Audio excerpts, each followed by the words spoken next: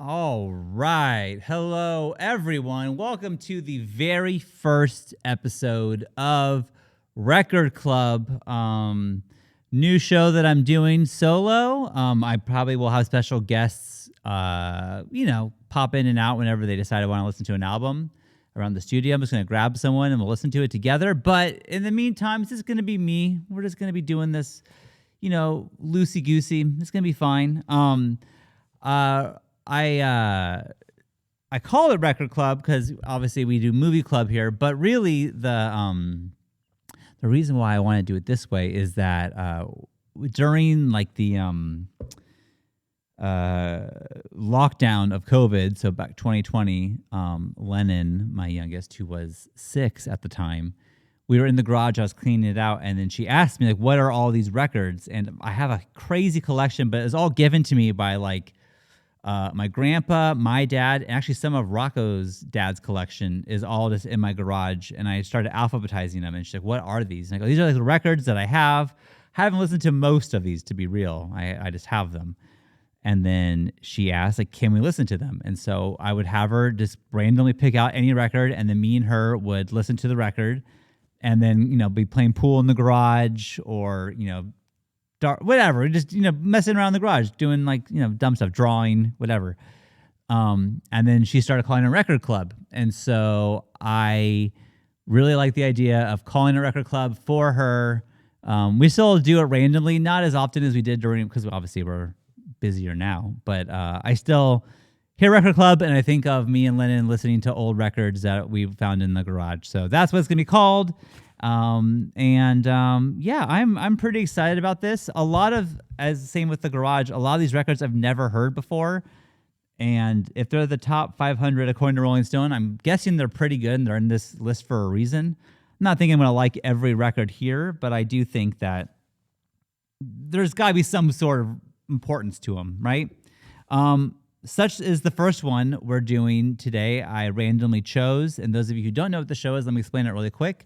Rolling Stone magazine released a book, I think it was in 2020, of the 500 greatest albums of all time.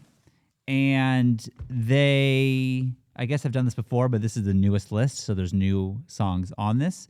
And they put it out. I bought the book, and I'm going to put a random number generator between 1 and 500 on my phone, and then every week hit the button and find out which album we're listening to. I did that last time.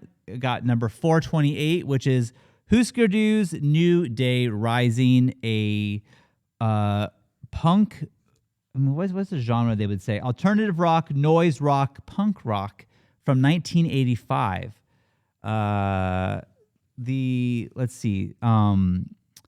Came out in 1985, the album New Day Rising. They've had other ones. Zen Arcade and Flip Your Wig are also out, but they said their slowest one. I did not know what to expect when I started this. I really had is it in a foreign language? I had no idea, truly, what I was walking into. And when it started, it was like, it's loud. It starts, the song, New Day Rising is the first song, and it's just them screaming New Day Rising for, how long is the runtime? 2.5 minutes of them just screaming New Day Rising. I will be honest with you. I listened to this album at least 10 times. A lot of times. It's the first show. I'm a little nervous. I wanted to just, make sure I was doing a good job with it. And the first time I was just driving at night, I did not like it really at all. It was just so loud and so fast and heavy. I just didn't really get it. Then I kept listening to it, and then I put it on in the backyard, and I was kind of skating around in the little half ramp or quarter pipe that Garrett and I made, and I was listening to it then, and it clicked. And I was like, oh, I totally get this album now. Like you need to be like out in the sun, maybe in the summer, skating, surfing at the beach, and this album, like, I think really hits then. I also can definitely see, like, it influenced a ton of bands. Like, the fact that this came out in the 80s, in the mid-80s, it was surprising to me. Like, when this was recorded, it was in July of 84. So I was like a month old when this was recorded, and it just seems like I definitely got a lot of Nirvana vibes, which I will read actually what Rolling Stone said in a second, but there's a tie into that. It gave me some like Pixies vibes, Bad Religion, maybe some Green Day, some like bands that are pretty big. I think took from Husker Du. Doing more research on it, people in Nirvana at the time when they were getting so big, and people were asking, where'd you get your like original guitar riffs and stuff like that? They would say like, Husker Du did it first. Like we're just kind of copying them, which I definitely can see. And that's why I'm so glad to listen. I love Nirvana. I love the Pixies, and to like see like where maybe some ideas came from was a really cool idea. So anyways, this is where, this is what Rolling Stone magazine said. Number 428, New Day Rising, Husker Du. These three Minneapolis dudes played savagely, emotionally hardcore punk that became a key influence on Nirvana and others. Husker Du guitarist Bob Mould was an early candidate to produce Nevermind before the job went to Butch Vig. That's fucking interesting.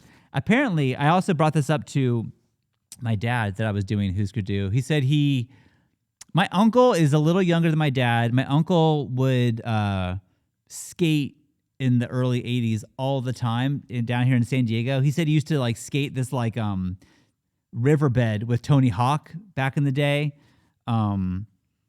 So I honestly, I feel like my dad's like, I heard of Husker Du. He's like, I think your uncle listened to him.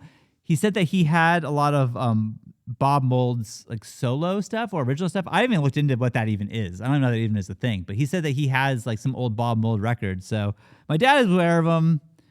I feel like if you were around in this time, you definitely have heard of this band, but I don't think they really carried. I mean, maybe I'm talking out of ignorance, but like no one I knew. Johnny actually is the one person who had heard of Husker Du.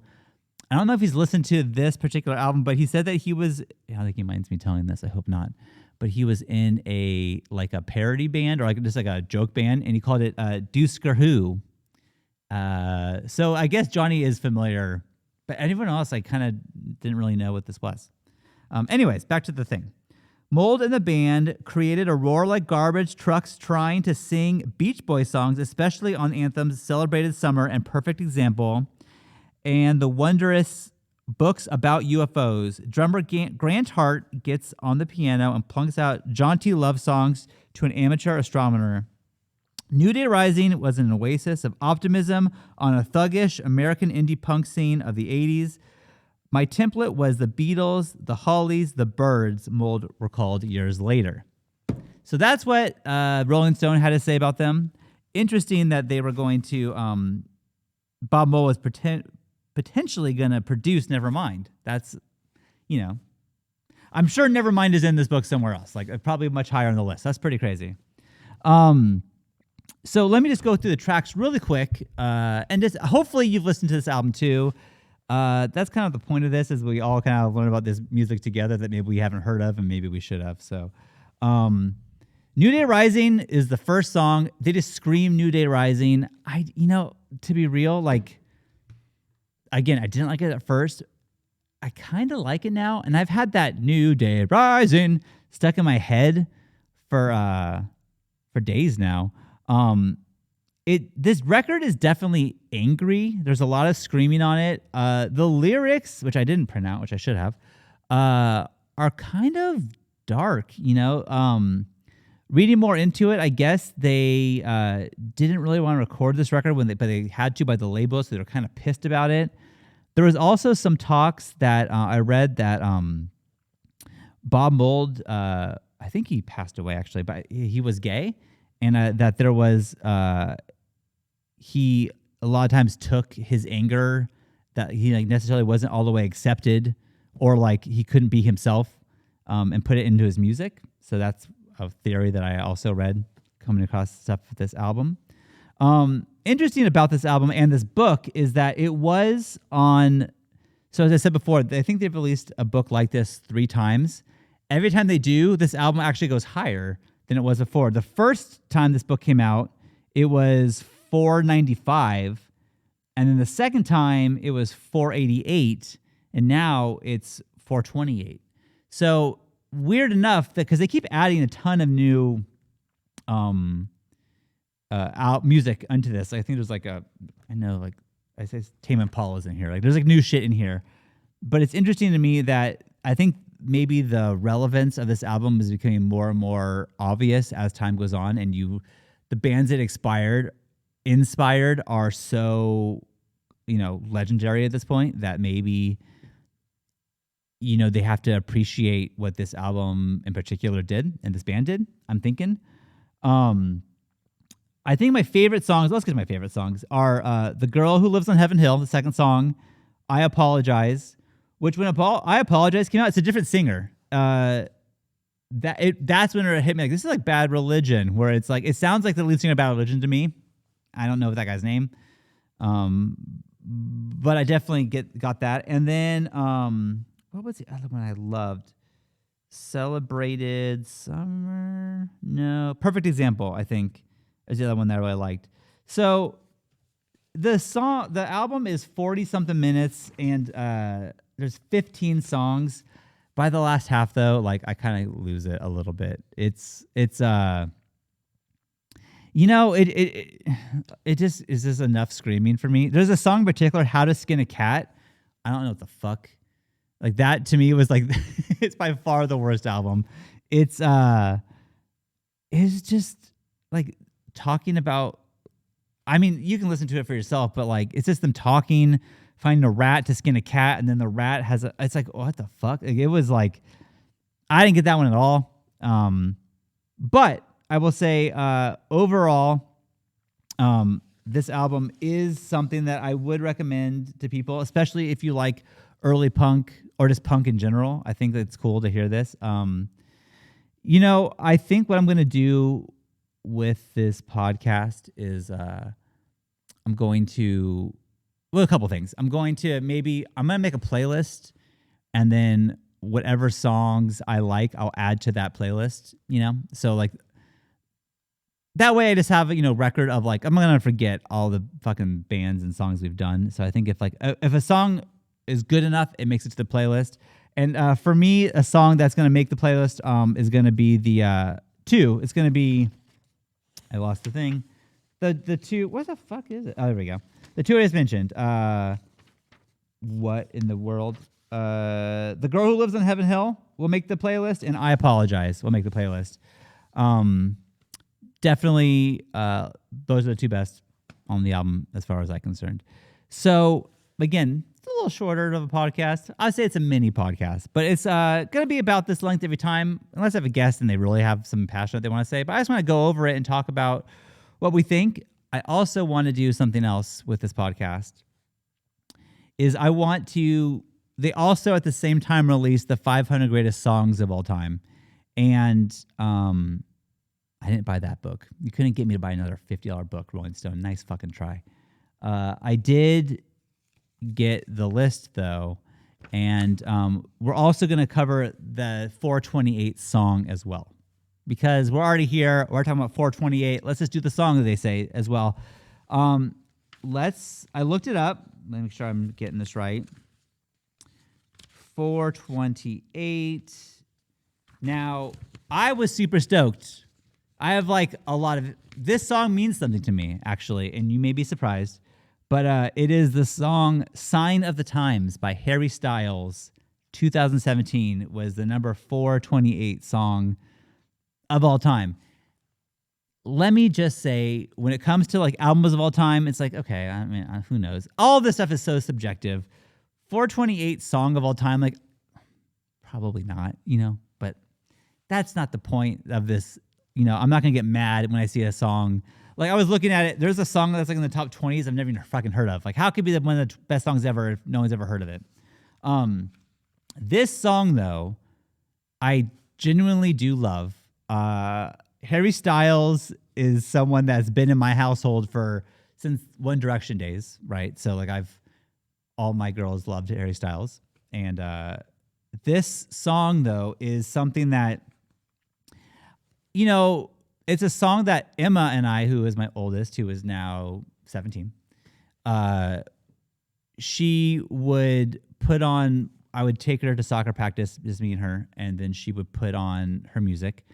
And this was the one song I was like, I like this song. This is a good song. Like, there's some other music that wasn't really like, What Makes You Beautiful at One Direction really wasn't for me. But this is like, it's pretty good. I get it. I can see what the appeal is.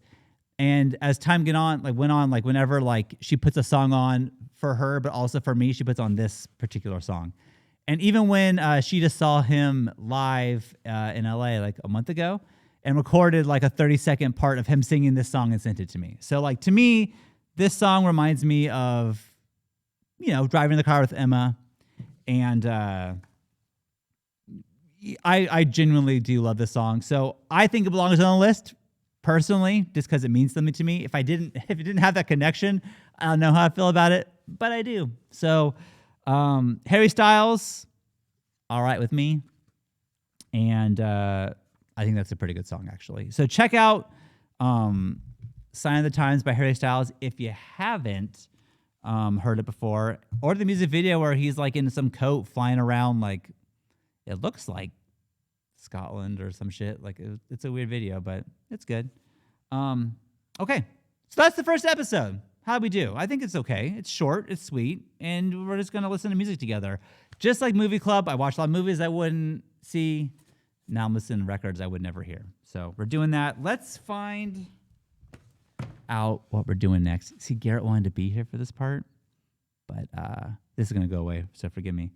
But he had to leave. He had a heart out, and I started this podcast too late, and so sorry, my friend Garrett. But I think he said he'll be here next week. I said he should be here this week. He listened to some of this album, and he said he liked it, and I wanted him to talk about it, but he said, no, it's you do the first week. I don't know why he said that. So now he's doing this week. It's going to be some things he's not going to give a shit about, and he's going to be sorry. But let's find out. Random number B. I should just have this bookmarked. So in the future, me Googling stuff is going to go away, I swear to you. 1 and 500. Okay. What are we going to get next? Let's go. 299. Let's find out what we're listening to next. I should also maybe like make a note of like what number we've already done. Although the odds of us getting the same number, I guess, is what, 1 in 500. Okay, 299 is gonna be BB King live at the Regal. Okay. I don't think I've ever listened to a BB King album. It's interesting that it's a live album. So, all right. Cool. All right, everyone. Well, thank you for checking out this little bonus podcast we're doing, Record Club. Shouts out. If you see Garrett on next week, he's a man of his word. If you don't see him, then you know he's a liar. So just keep that in mind. Let's do the song too. Let's do the song just so you can catch up on that. And I do encourage everyone to listen. I've had fun listening to this so far. I think it's going to be just cool to have, a play. If you make your own playlist, and then we can have those music we never heard before. $2.99 for the song is nope.